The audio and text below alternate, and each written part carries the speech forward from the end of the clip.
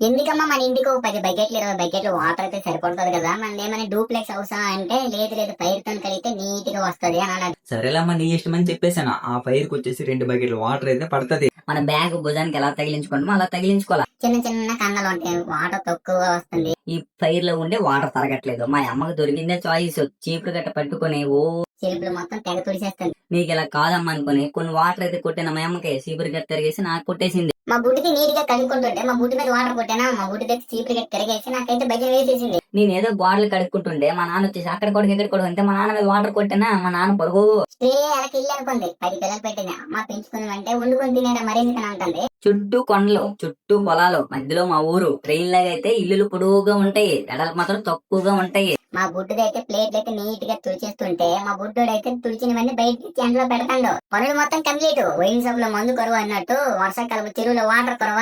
మా బుడ్డోడు ఎక్కడ లేని ప్రయత్నం చేసి స్నానం చేస్తాడు. మళ్ళీ నెక్స్ట్ వీడియోలో కలుసుకుందాం. నమస్తే అన్న, ఇంకెందుకు లేటు, సబ్స్క్రైబ్ బటన్ నొక్కేయండి.